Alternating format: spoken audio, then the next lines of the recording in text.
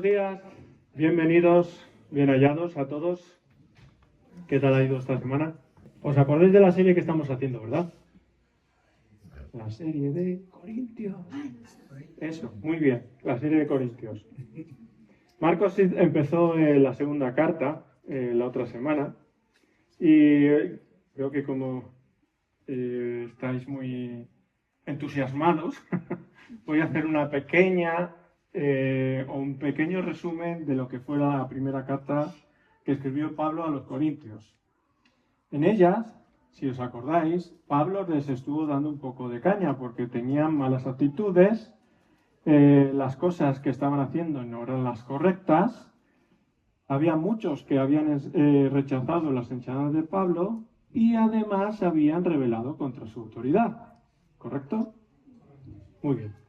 Sin embargo, hay gente dentro de esa iglesia que había escuchado a Pablo sus reprimendas y había cambiado su corazón. Y por así decirlo, habían vuelto por el camino correcto. Y además se lo habían agradecido a Pablo. Como sabemos, Pablo estaba haciendo casi un seguimiento cercano a esta iglesia y a todos sus miembros y lo que estaban haciendo. Porque continuaban en los malos caminos, continuaban haciendo aquello que no estaba bien, y además en esta segunda carta encontramos por un lado que Pablo está echándoles la bronca, y a su vez también tiene palabras de ánimo. No solo es reñir a la gente, sino lo que vimos con Marcos el domingo pasado, Dios castiga, pero no es para destruir, sino para construir. ¿Vale? Y esto a modo de detalle, no sé si os acordáis, en las enseñanzas, nosotros lo conocemos como primera y segunda carta de los Corintios, pero en realidad hubo más cartas. Puede ser la primera, puede ser la segunda. Vimos en la primera que no era la primera. Y en esta segunda, ¿puede ser la segunda? El caso no es de gran importancia eso, sino que las cartas que nos han llegado a nuestros días nos valen y nos alimentan espiritualmente y nos siguen corrigiendo, a pesar de la distancia de los siglos. Entonces, la parte que vamos a ver hoy, ¿lo veis ahí bien? Va desde el capítulo 3 completo hasta los primeros 6 versículos del capítulo 4. Y como siempre, intentamos poner y cumplir el primer mandamiento, que es poner a Dios en primer lugar. Dios y Padre, te damos gracias por este nuevo día, gracias por poder reunirnos aquí una vez más de forma libre para alabarte, ensalzarte y aprender de tu palabra. Señor, te pido que en esta mañana nos llenes de tu Santo Espíritu, nos abra nuestro entendimiento y nuestro corazón a tu palabra. Señor, te pido personalmente que mis palabras no sean las mías, sino que sea altavoz a tu palabra y a tu enseñanza que hoy traes aquí para nosotros. Te lo entregamos a ti, Padre Santo, y te lo pedimos en el nombre de Jesús. Amén.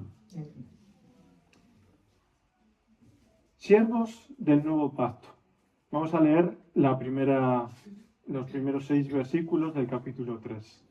Y dice así: ¿Otra vez comenzamos a recomendarnos a nosotros mismos? ¿O acaso, como hacen algunos, tenemos necesidad de presentar cartas de recomendación para vosotros o que vosotros nos deis cartas de recomendación? Nuestras cartas sois vosotros, escritas en vuestros corazones, conocidas y leídas por todo el mundo. Y es manifiesto que sois una carta de Cristo expedida por nosotros, escrita no con tinta, sino con el Espíritu del Dios vivo, no en tablas de piedra, sino en tablas de carne del corazón. Esta es la confianza que tenemos ante Dios por medio de Cristo. No que seamos capaces por nosotros mismos, como para pensar que es algo que surge de nosotros mismos, sino que nuestra capacidad es de parte de Dios, quien también hizo que seamos ministros capaces del nuevo pacto. No de la letra, sino del Espíritu, porque la letra mata, pero el Espíritu da vida. Amén. La primera pregunta que tenemos esta mañana: ¿cuáles eran los motivos de dudar de la autoridad de Pablo? Pues por un lado, podemos encontrar en la carta que veían a Pablo que como no tenía muchos ingresos, aparte que, si alguno recordará, se dedicaba también a fabricar tiendas, su salario era humilde. Y esto era uno de los motivos de desprecio hacia Pablo. Porque si recordamos en Hechos 18, los primeros 3 versículos, Pablo, después de su viaje que sale de Atenas, llega a Corinto, en su segundo viaje forma la iglesia. Allí se encuentra con un judío llamado Aquila, natural de Ponto, y que había ido desde Italia a este lugar junto con Priscila, su mujer. Porque el emperador Claudio había ordenado que salieran todos los judíos de Roma. Pablo fue a visitar este matrimonio y como eran del mismo oficio, se quedó con ellos y trabajaban juntos haciendo tiendas de campaña. Por lo tanto, aparte de que vemos aquí que Pablo, en sus viajes, aparte de predicar el Evangelio, de ser misionero, funda las iglesias, les da seguimiento, pero no es como en nuestros días. Su salario recibía parte de su trabajo haciendo tiendas y otro de las donaciones. Y además, muchos empezaban a despreciarlos también porque era un hombre que sufría constante persecución, arrestos y castigos, y todo por causa de predicar el Evangelio. Y Marcos el domingo pasado hizo mención a esto. Pablo, si le escucháramos hoy día, no sería muy agradable sus conversaciones, o sea, su oratoria, porque era densa, complicada, llena de mucha información, y no sé cuál sería su tono de voz. Pero sabemos que en Hechos 29 alguien se quedó dormido, con lo cual sus predicaciones podían ser un poco, vamos a llamarlas especiales, ¿vale? Por no decir pesadas. Pues esto hacía que parte de la iglesia de Corinto le rechazara.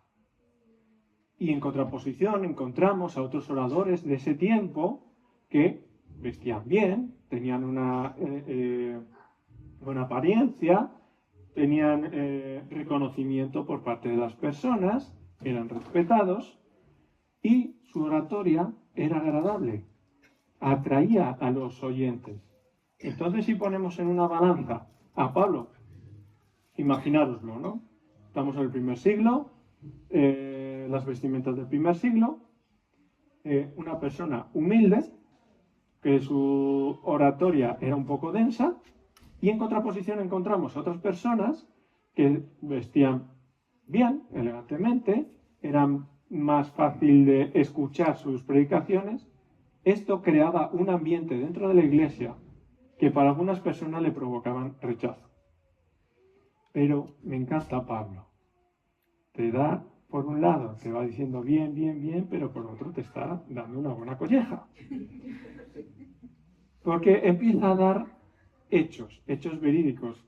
Decía, es que es tan absurdo que me pidáis a mí, fundador de esta iglesia, cartas de recomendación. Él mismo lo que está diciendo es que toda la iglesia de Corinto era su propia carta de recomendación. Pero si recordamos lo que dijo Jesús en Juan 15, hablando a sus discípulos, dice, el siervo no es mayor que su señor. Si a mí me han perseguido, también a vosotros os perseguirán. Si han obedecido mi palabra, también obedecerán la vuestra. Pero todo esto os harán por causa de mi nombre, porque no conocen al que me ha enviado. Si a nuestro Señor Jesús fue perseguido, fue rechazado y fue muerto, ¿qué no nos harán aquellos que predicamos el Evangelio? Pablo lo está sufriendo en primera persona. Y seguro que algunos de los que están hoy aquí presentes, o los que nos vean luego en el canal de YouTube, saben de personas que están predicando el Evangelio y están sufriendo las consecuencias. Ninguno vamos a estar exentos en esta vida de tipo de situaciones. Además, el trabajo del seguidor de Cristo es predicar el Evangelio. Y como dice Pablo, a tiempo y fuera de tiempo. En resumen, constantemente. Y dirigir siempre todas las miradas a nuestro Señor Jesús. El verdadero cristiano, el verdadero orador o predicador que se dedica a Cristo, que se dedica a proclamar las buenas nuevas, su fin no es obtener riquezas, ni un estatus social, ni un reconocimiento, sino que es dirigir a todos a los pies de la cruz. Yo recuerdo cuando empecé a escuchar las predicaciones de evangélicos, en el canal este tan conocido en televisión de Enlace TVN, allí salía, voy a decir, un abanico grande de predicadores. Teníamos gente muy buena, gente con la que daba gusto escucharle, pero que predicaba fielmente el Evangelio y que te hacía que en tu interior se empezaba a remover algo porque no estaba bien con Dios, y otros que solo les gustaba darse a conocer, multitud, y no me voy a morder la lengua por decirlo, estos falsos profetas, estos falsos predicadores, Casluna, Benny Hinn, solo buscan el reconocimiento, el dinero, la fama y el poder. Benny Hinn, por ejemplo, tenía una de sus campañas de recaudar dinero, que era si tú dabas $1,000, aparecía tu nombre en su avión privado. Su avión que utilizaba para llevar el Evangelio a otros lugares. Pero aquí también tengo que reconocer una cosa. Dios se vale también de estas personas. Por ejemplo, hablo en primera persona, para abrir la Biblia y empezar a leerla. ¿Y por qué Pablo le parecía tan absurdo todo esto, de que le pidieran a él cartas de recomendación? Vamos a recordar un poco que lo que hizo Pablo en Hechos 16. Fue el fundador de la iglesia de Corinto en su segundo viaje. ¿Os acordáis de cómo empezaba la primera carta en el versículo 12, cuando Pablo empieza a confrontarle diciendo que si unos de Corinto eran de Pablo, otros de Apolos, otros de Cefas, otros de Cristo? Pues al parecer aún continuaban este tipo de personas haciendo lo mismo. Además, si vemos en los versículos 5 y 6 de esta segunda carta, en este capítulo 3, los apóstoles no se hicieron ellos mismos apóstoles, sino que procedieron de la voluntad de Dios por medio del nuevo pacto. Y como fundador de esta iglesia, los corintios eran la propia carta de recomendación de Pablo. Y algunos dirán, ¿qué es esto de las cartas de recomendación?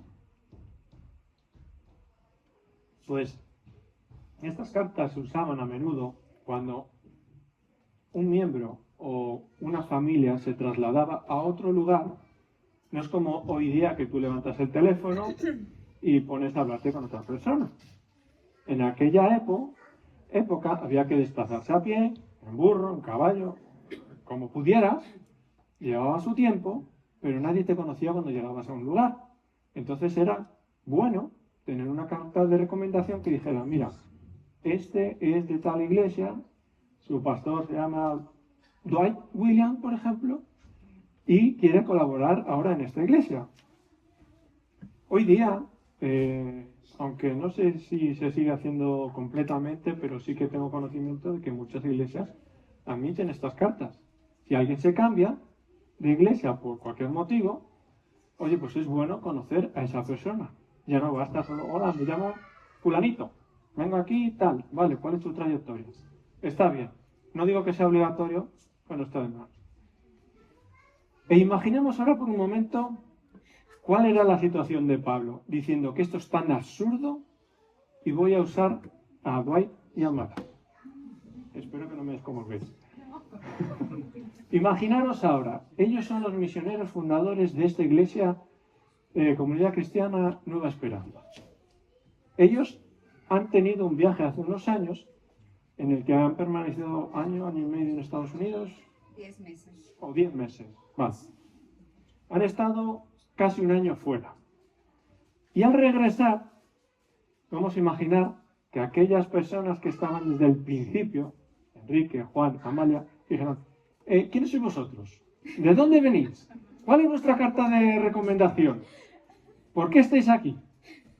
¿No es absurdo? ¿Son los que han fundado esta iglesia y ahora se les pide carta de recomendación?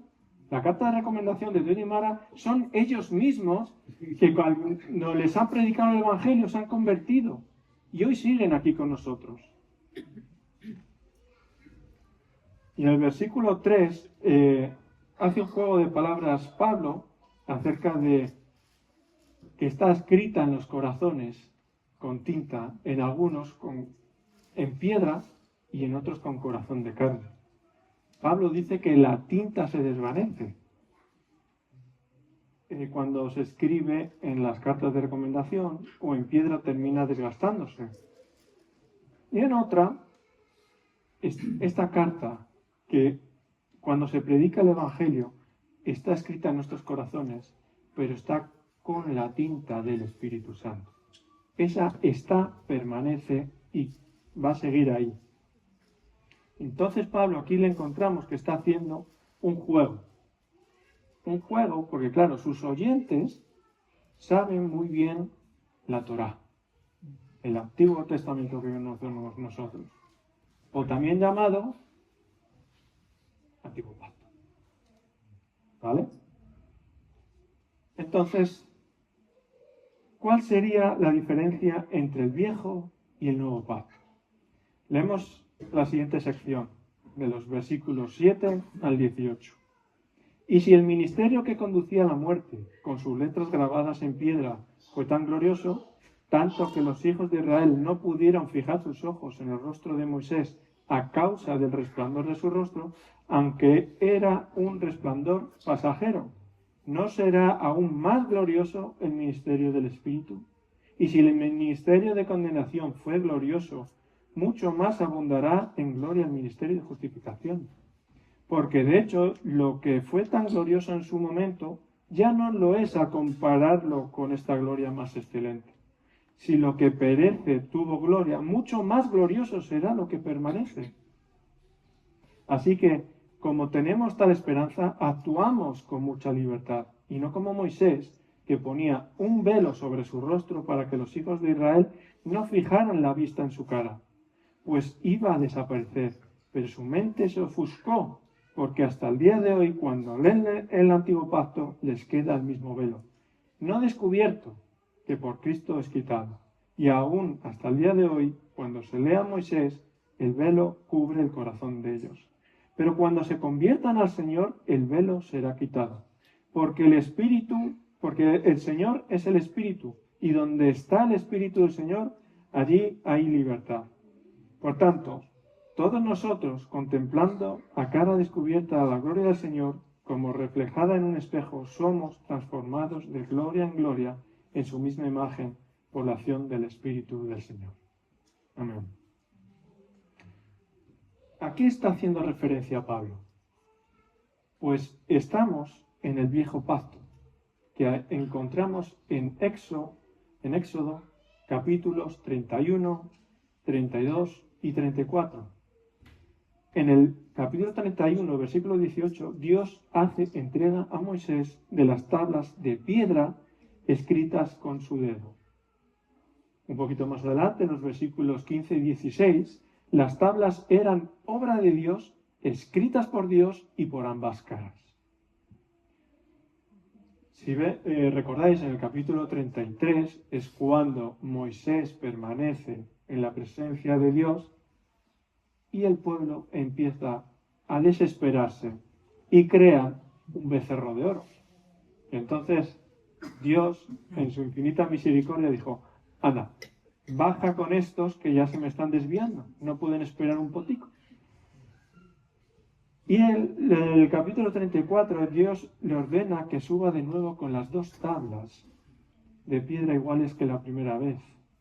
Moisés permaneció en la presencia de Dios durante 40 días y 40 noches, sin comer ni beber.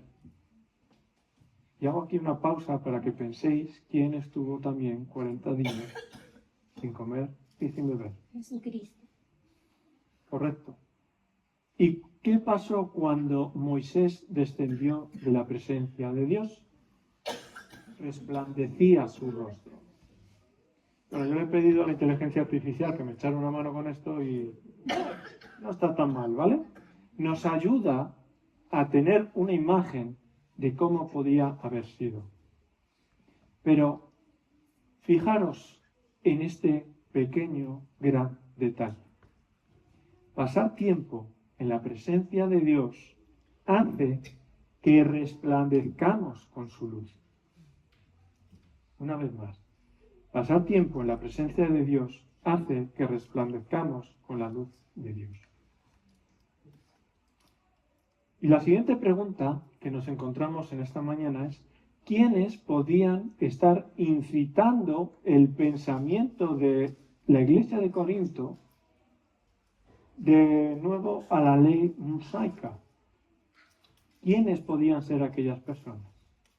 Pues lo encontramos dentro del mismo texto, pero de las dos cartas.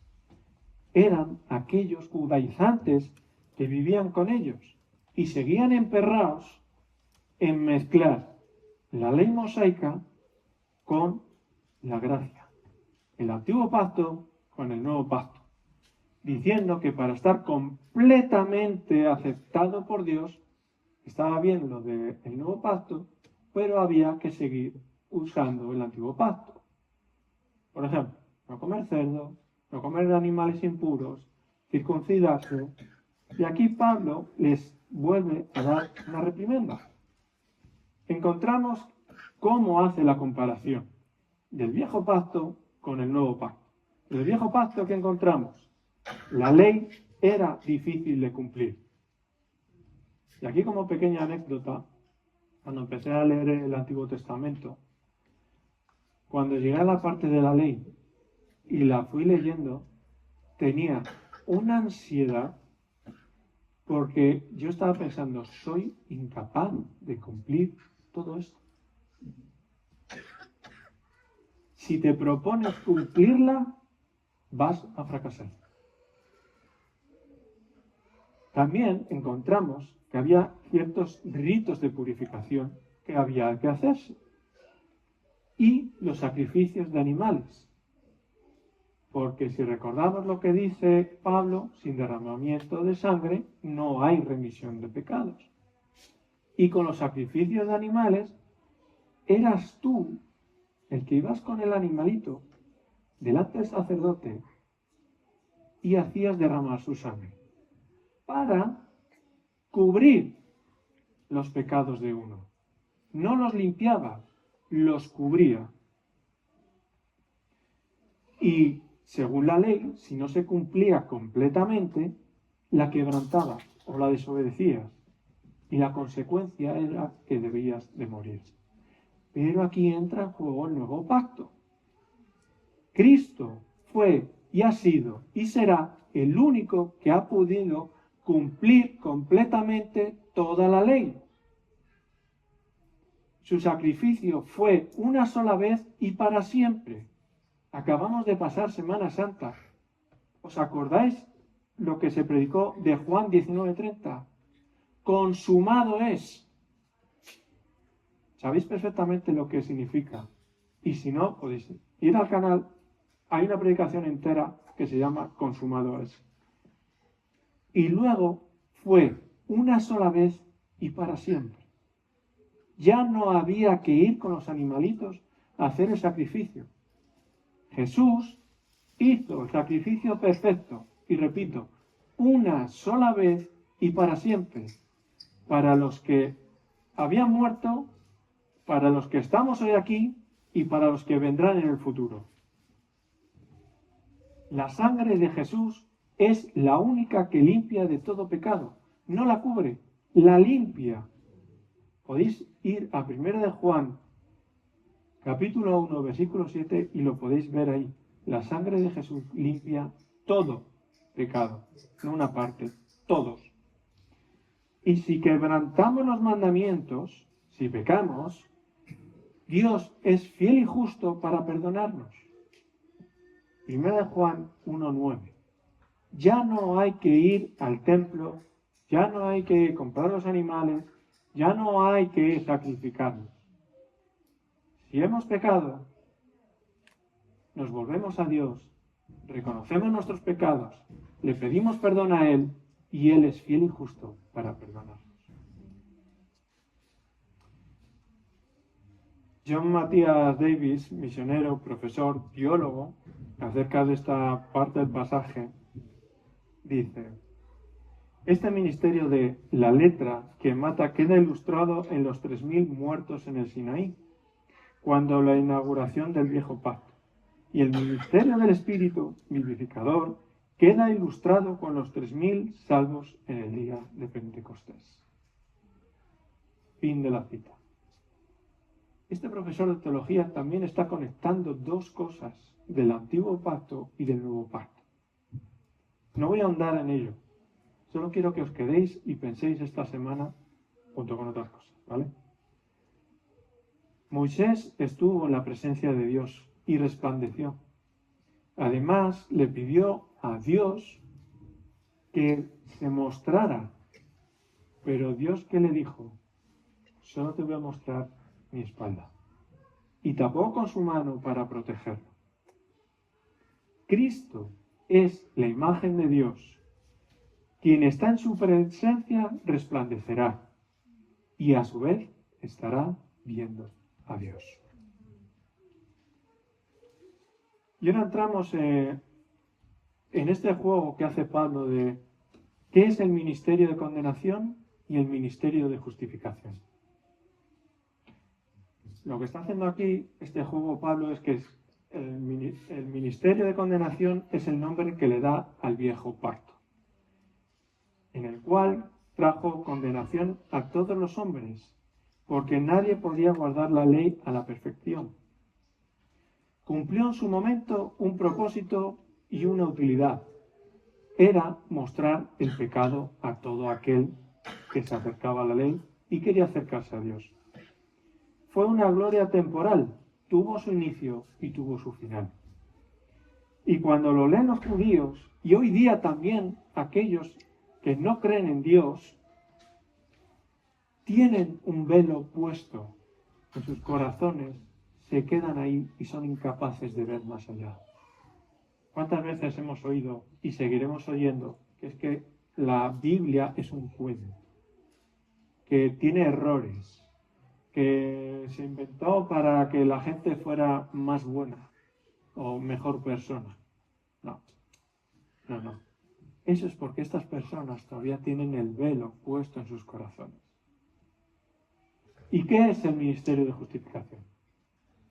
Es el nombre que Pablo da al nuevo pacto. Tiene un carácter glorioso también, porque es el Espíritu Santo quien revela el Evangelio. Cumple el propósito y la utilidad, nuestra salvación, para todos aquellos que la reciben.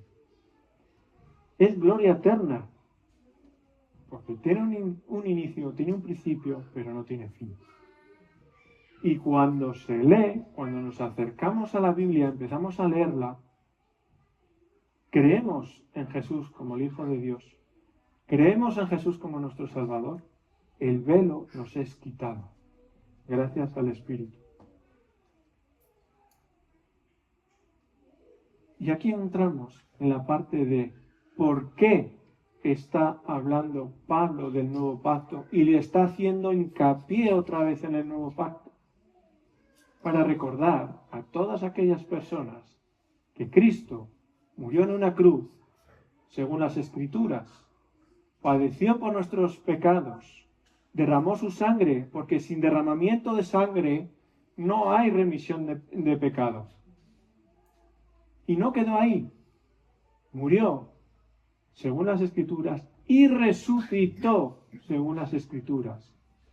Y doy gracias al sacrificio que hizo Jesús en la cruz, podemos acercarnos a Dios. El velo se rasgó en el templo, se rasgó el velo de nuestros corazones y podemos llamarle a Dios Padre. Si hoy, en esta mañana, o en este momento que me escuchas, todavía tienes dudas, o hay algo dentro de ti que no está bien, que sabes que has fallado, que eres pecador, igual que yo, que todos los que estamos aquí, hoy es el momento, en este instante, de volverte a Dios, pedirle perdón, confesar tus pecados, y Él es fiel y justo para perdonarte. Y gracias a la obra de Cristo en la cruz, podemos mirar a cara descubierta, sin velo, igual que cuando nos miramos en un espejo, para poder ver la imagen de Dios por medio de Cristo.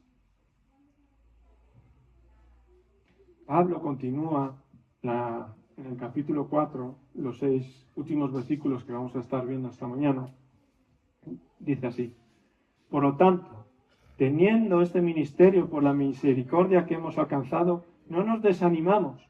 Antes bien, renunciamos a actuar a escondidas como teniendo vergüenza, pues no nos comportamos con astucia, ni adulteramos la palabra de Dios. Por el contrario, al manifestar la verdad, nos recomendamos a toda conciencia humana delante de Dios. Pero si nuestro evangelio está aún encubierto, está encubierto entre los que se pierden, esto es, entre los incrédulos, a los que el Dios de este mundo les cegó el entendimiento, para que no resplandezca en ellos la luz del evangelio de la gloria de Cristo, que es la imagen de Dios. Nosotros no nos predicamos a nosotros mismos, sino a Jesucristo como Señor y a nosotros como vuestros siervos por amor de Jesús.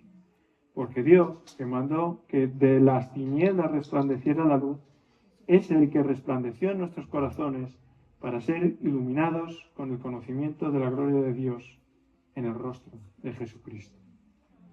Amén.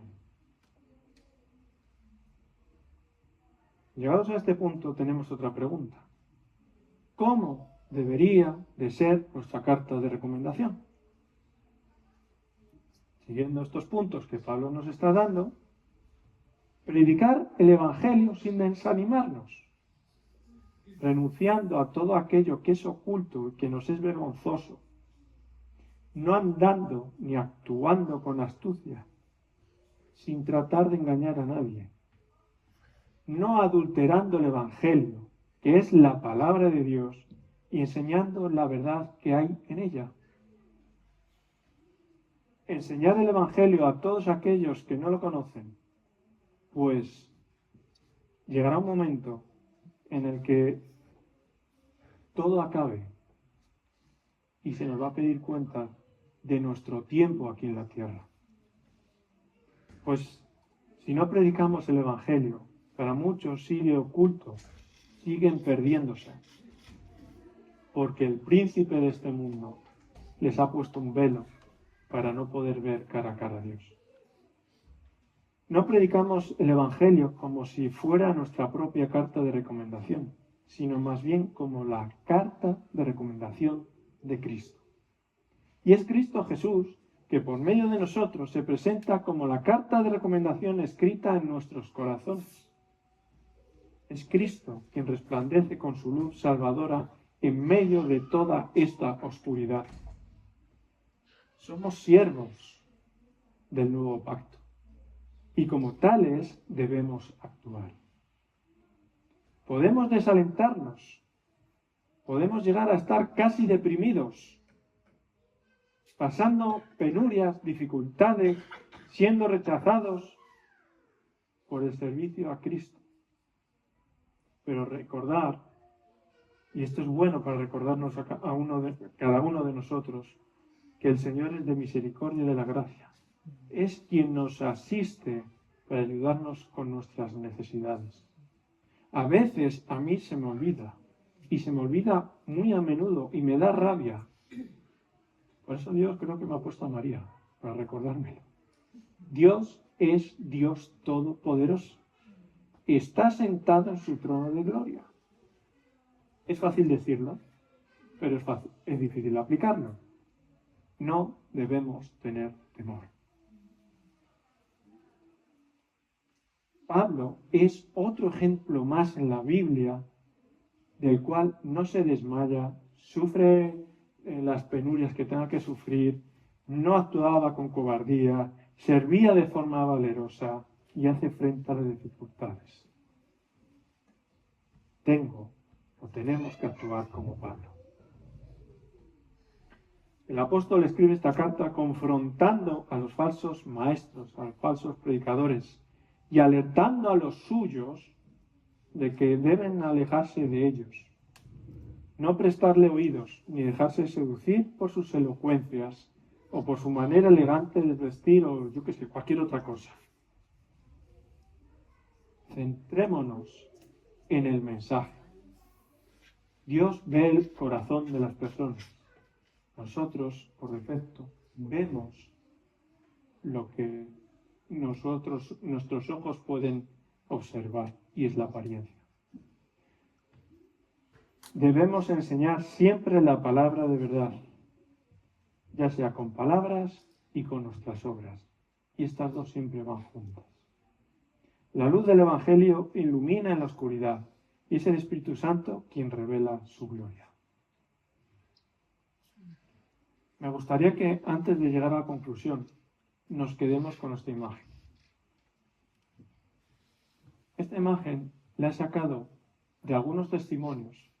Voy a poner un poco entre comillas, no sé si sean verdad o no, de personas que han estado a punto de morir y han tenido una visión parecida.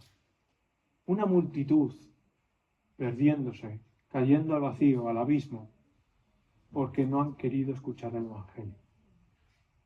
Nosotros somos esta parte de cristianos que tenemos que estar predicando el Evangelio todo el tiempo, aunque hay algunos que se cansan y se dan la vuelta o pierden el ánimo. Hoy tenemos que ser como Pablo, a pesar de nuestras adversidades, a pesar de nuestro sufrimiento, predicar el Evangelio, las buenas nuevas, porque Dios nos va a pedir cuenta.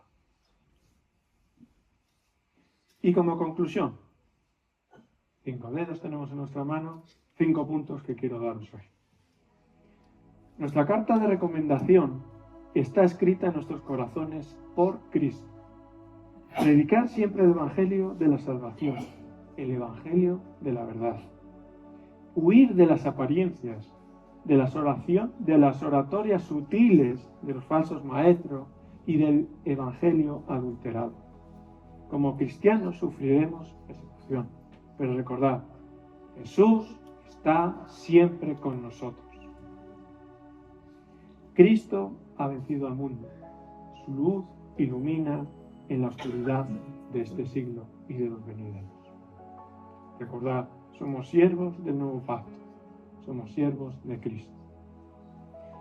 Dios y Padre, te damos gracias por esta mañana, por esta enseñanza. Señor, que no queden en palabras vacías, en palabras huecas. Toca nuestras vidas, toca nuestros corazones.